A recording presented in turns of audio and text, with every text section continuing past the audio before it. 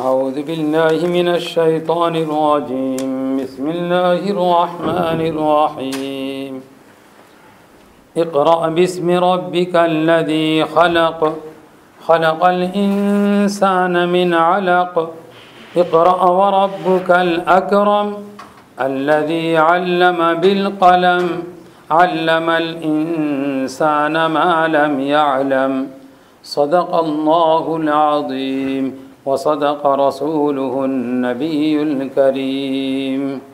अल्लाह ताला के नाम से शुरू करता हूँ जो बड़ा ही मेहरबान निहायत रहम वाला है।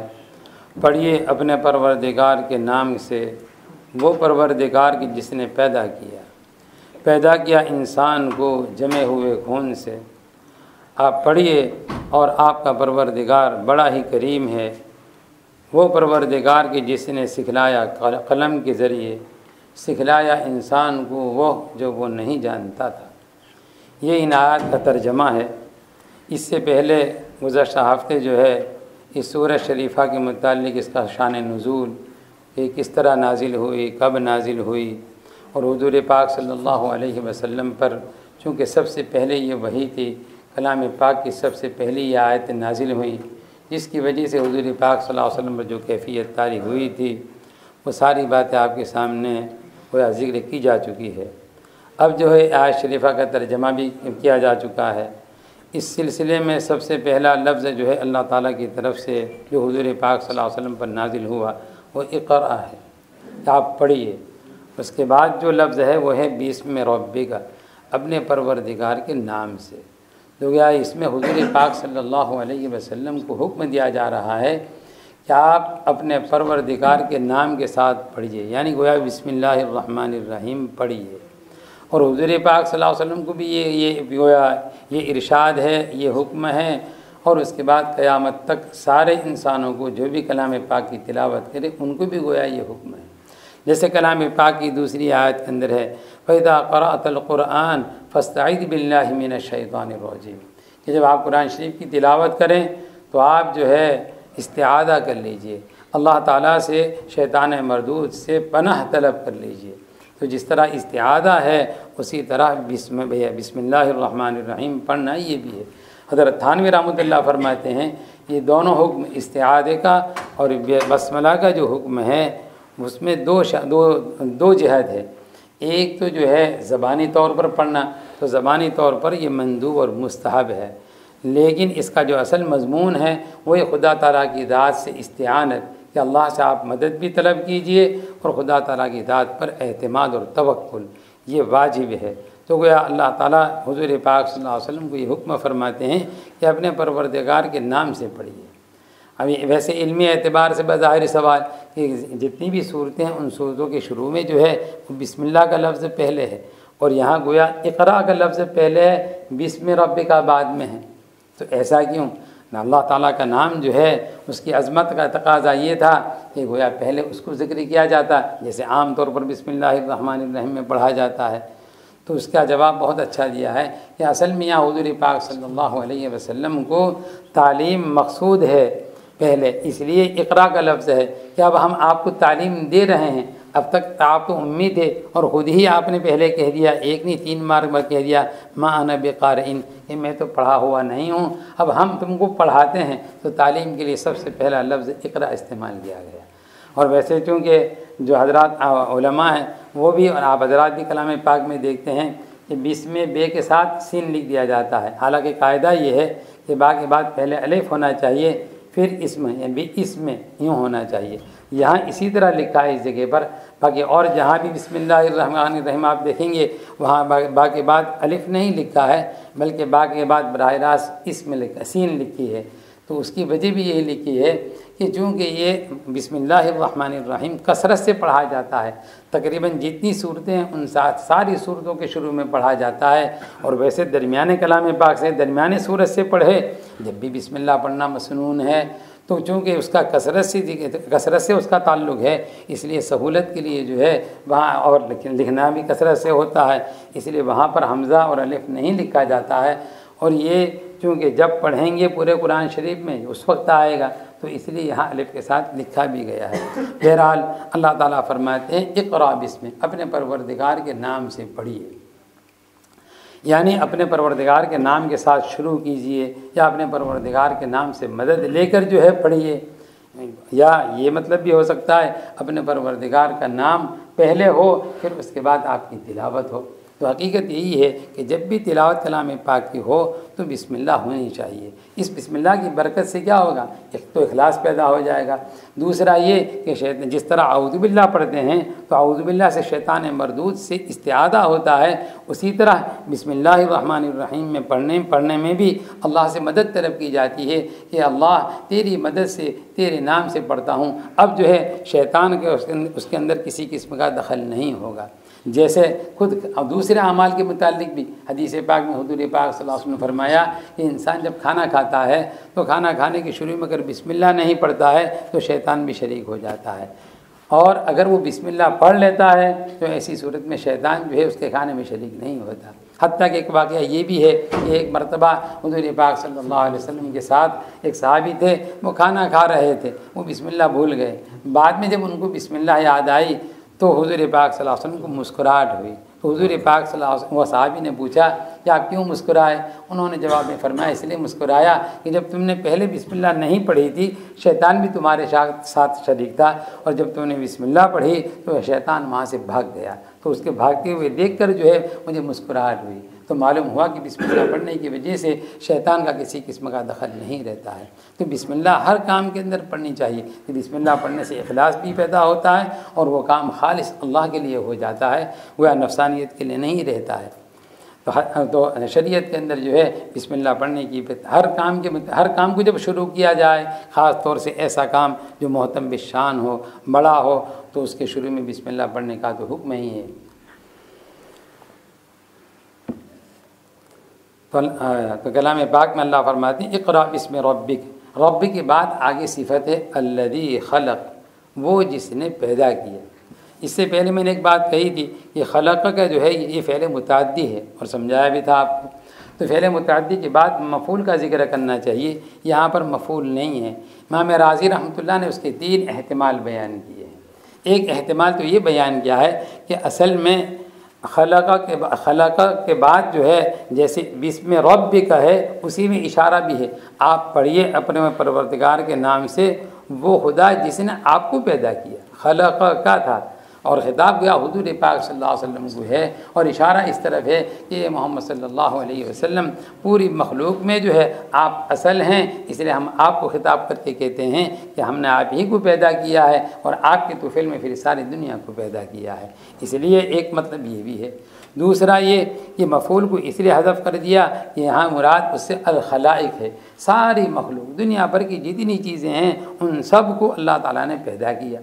एक फिर उसके बाद आगे है खलक़ल इंसान मिन अलक़, तो कि पैदा किया अल्लाह ताला ने इंसान को जमे हुए नुतफ़े से। तो पहले अल्लज़ी खलक़ का सिफत बयान करके सारी मखलूक का जिक्र किया, तो सारी मखलूक में इंसान खुद भी आ गया था, लेकिन उसके बाद फिर खलक़ल इंसान जिक्र करने से इंसान की शराफत को बयान करना है कि इंसान तेरे अलावा जितनी भी चीज़ें हैं वो मखलूक के अंदर ये हैसियत नहीं रखती है कि उनका तज़किरा ख़ास तौर से किया जाए। तेरा तज़किरा हम करते हैं और तुझे बताते हैं ये खलक़ल इंसान हमने तुझे पैदा किया है। तो इसमें इंसान की अज़मत है, इंसान की शराफत को बयान करना है।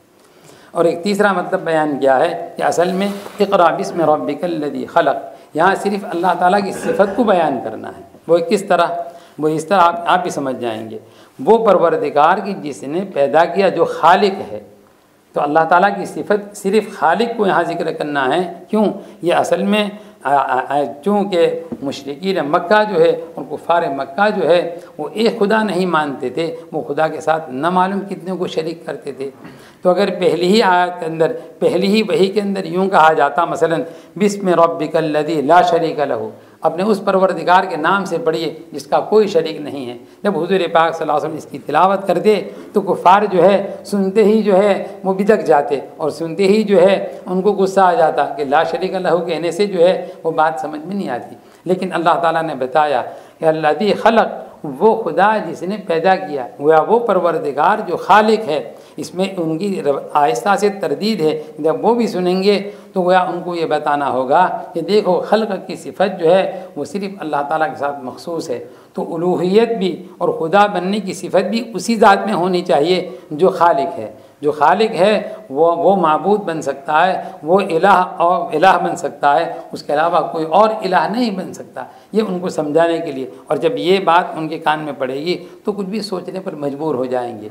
जैसे कि मूसा अलैहिस्सलातु वस्सलाम ने फिर उन्होंने जब दावा किया था अना रब्बुकुमुल आला, कि मैं ही तुम्हारा बड़ा परवरदिगार हूँ। मूसा अलैहिस्सलातु वस्सलाम ने उसको धीरे धीरे समझाया।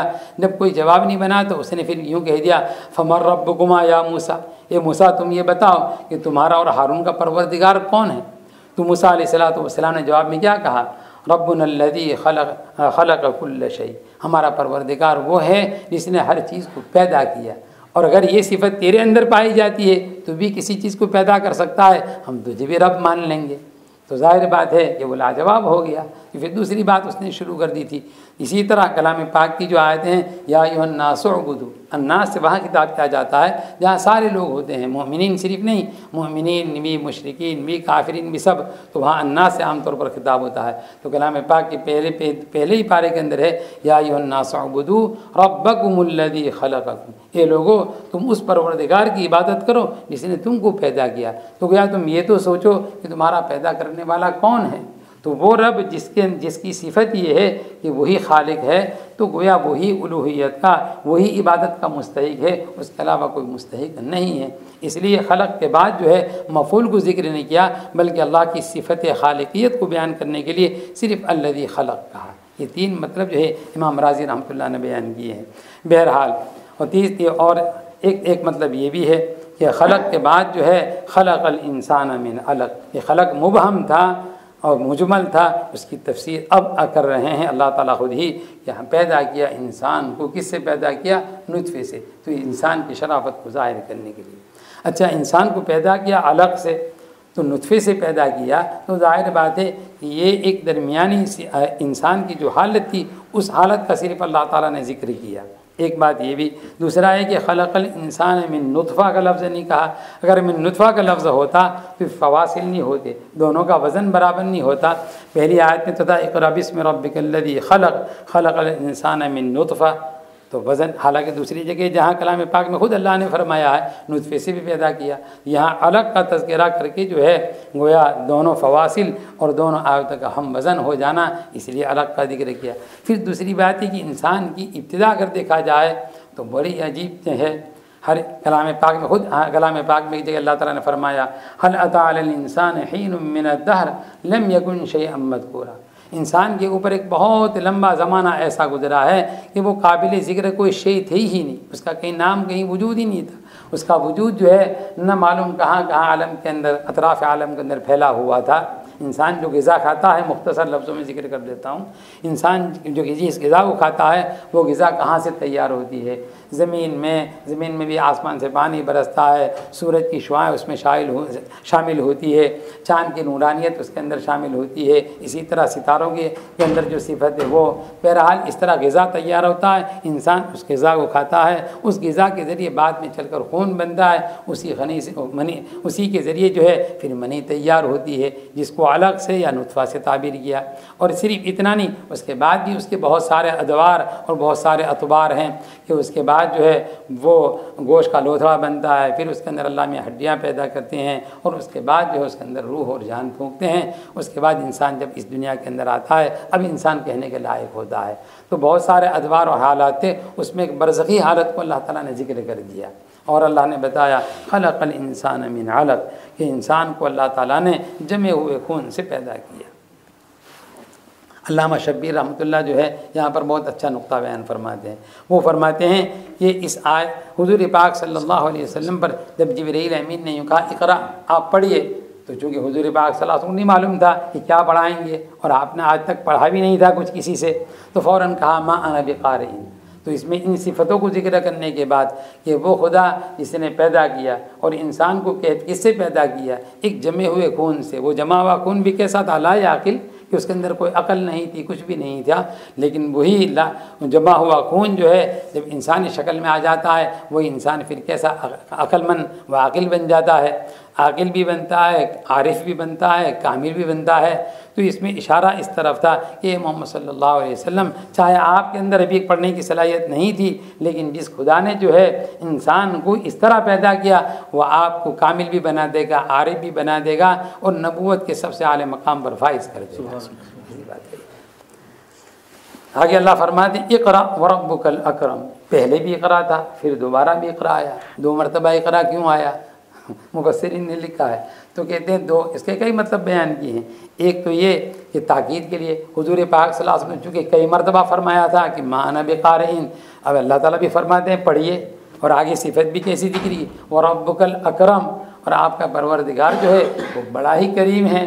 तो करीम उसको कहते हैं जो किसी के साथ एहसान का मामला करे बिला किसी मनफात के, बिला किसी गर्ज के, उसको करम कहते हैं। हम करम इसको नहीं कहते।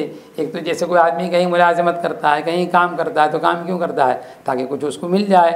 इतना भी नहीं, दुनिया के अंदर आमतौर पर जो बिला मुआवजा काम करते हैं वो नाम के लिए काम करते हैं, हमारा नाम मशहूर हो जाए, तो कोई ना कोई गरज होती है। लेकिन वो ज़ात अल्लाह ताला की ज़ात ऐसी है कि वो अपनी मखलूक को जितना नफ़ा पहुँचाते हैं, जितने एहसानात करते हैं, तो उनकी कोई गरज नहीं होती है, उसमें नफ़ा हमारा ही होता है। तो अल्लाह ताला फरमाते हैं ए मोहम्मद सल्लल्लाहु अलैहि वसल्लम पढ़िए, आपका परवरदिगार जो है वो बड़ा करीम है। जब बड़ा करीम है तो फिर आपको फ़िक्र क्या है? आप ये क्यों कहते हैं कि मैं पढ़ नहीं सकता? हम पढ़ा देंगे, हमारे करम से, जिस तरह हमने आपको वजूद दिया, हमारे करम ही से जो है हम आपको पढ़ा भी देंगे। सिर्फ पढ़ा नहीं देंगे बल्कि पढ़ाने वाला बना देंगे। चुनांचे कहते हैं इक़रा दूसरी मरतबा कहने से इशारा इस तरफ है ये मोहम्मद सल्लल्लाहु अलैहि वसल्लम अब आप लोगों पर पढ़ के सुनाइए। जैसे हुज़ूर पाक सल्लल्लाहु अलैहि वसल्लम की सिफत में बयान किया गया लक़द मन्नल्लाहु अलल मुअमिनीन इज़ बअथ फ़ीहिम रसूलन मिन अनफुसिहिम यतलू अलैहिम, अल्लाह ने ऐसा रसूल भेजा है जो क्या करता है? यतलू अलैहिम आयातिही, जो अल्लाह की आयतों को उनके ऊपर तिलावत करता है। तो इसमें हुज़ूर पाक सल्लल्लाहु अलैहि वसल्लम को इशारा है कि अब आप तबलीग भी कीजिए, दावत भी कीजिए, दावत का काम भी कीजिए। तो इक़रा दूसरी मरतबा कहा गया। इक़रा व रब्बुकल अकरम अल्लज़ी अल्लम बिल क़लम, वो खुदा जिसने सिखाया कलम के ज़रिए। तो गोया तालीम के बहुत सारे ज़रिए हैं, लेकिन 2 ज़रिए ख़ास हैं। एक तो ये कि आम लोगों के अंदर जो है कलम ही के ज़रिए दुनिया के अंदर जो है सारे मामला जितने भी चलते हैं, जितने कारोबार हैं, जितनी ऑफिसें हैं, मतलब उसमें तफसील में जाने की ज़रूरत नहीं है। हुकूमत के जितने भी शोबे हैं उन सारे शोबों के अंदर जो काम होता है तो पहले कलम के ज़रिए से चलते थे, यानी कलम कागज़ के ज़रिए लिखते थे। अब लिखने की शक्लें कितनी तरक्की कर गई है, लेकिन बहरहाल लिखना ही होता है। एक मतलब तो ये भी है।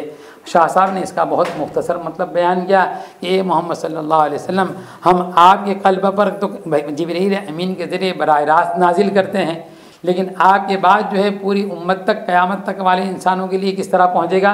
कलम के ज़रिए पहुँचेगा। ये सबके सामने नुस्खे मौजूद हैं, किसी न किसी तरह जो है लिखा हुआ मौजूद है। अब तो फ़ोन के अंदर भी लिखा हुआ मौजूद है, किस तरह लिखा जाता है उसको जिक्र करने की ज़रूरत नहीं है। तो बहरहाल दुनिया के अंदर जो है अल्लाह ताला इस तरह फरमाते हैं।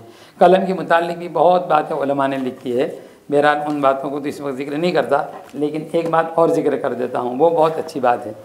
हज़रत शाह साहब जो है, हज़रत शाह अब्दुल क़ादिर रहमतुल्लाह अलैह फरमाते हैं मुज़हिउल कुरान में कि असल में अल्लज़ी अल्लम बिल क़लम में इशारा इस तरफ है कि एक आदमी जब कलम के ज़रिए कोई इल्म हासिल करता है, मसलन कि आदमी किताब लिख दी, किताब लिखने के बाद जो है दूसरा आदमी उस किताब से इस्तिफ़ादा करता है, फ़ायदा उठाता है, तो लिखने वाला तो मुसन्निफ़ है और कलम के ज़रिए लिखा है, फ़ायदा उसने उठाया। तो असल उस्ताद कौन है? कलम उस्ताद है या जिस मुसन्निफ़ ने किताब लिखी वो उस्ताद है? वो उस्ताद है जिसके ज़रिए। तो कहते हैं असल में चूँकि वही नाजिल करने वाले अल्लाह हैं, तो अल्लाह हुज़ूर पाक सल्लल्लाहु अलैहि वसल्लम के बराह रास्त उस्ताद हैं। जिब्रील अमीन की हैसियत ऐसी है जैसे कलम की हैसियत है, इसलिए हुज़ूर पाक सल्लल्लाहु अलैहि वसल्लम की शान जो है आपको मालूम हो गई कि आपकी शान जो है जिब्रील अमीन से बहुत अरफा और बहुत आला है। अल्लमल इंसान मा लम यअलम, अल्लाह ने इंसान को वो सिखाया जो वो नहीं जानता था। तो हकीकत यही है, इंसान जब पैदा होता है तो क्या जानता है? कुछ भी नहीं जानता। उसके आँख भी होती है, कान भी होते हैं, सारे हवास होते हैं, लेकिन कुछ भी नहीं। लेकिन अल्लाह ताला उसी के अंदर सलाहियत पैदा करते हैं, फिर वो सब कुछ सीख लेता है, दुनिया के उलूम भी आखिरत के उलूम भी। बहरहाल अगर मौका रहा तो इंशाअल्लाह आइंदा हफ्ते जो है कलम के सिलसिले में कुछ बात अर्ज़ कर देंगे। दुआ भी करते हैं कि अल्लाह ताला हमें भी कलाम पाक के साथ वाबस्तगी नसीब फरमाए, उसकी खूब तिलावत की और इसी तरह उसके मानी की समझने की और उस पर अमल करने की अल्लाह ताला हमें तौफीक नसीब फरमाए। एक मरतबा सुब्हानल्लाहि व बिहम्दिही सुब्हानकल्लाहुम्मा व बिहम्दिका नशहदु अन ला इलाहा इल्ला अंता नस्तगफिरुका व नतूबु इलैक।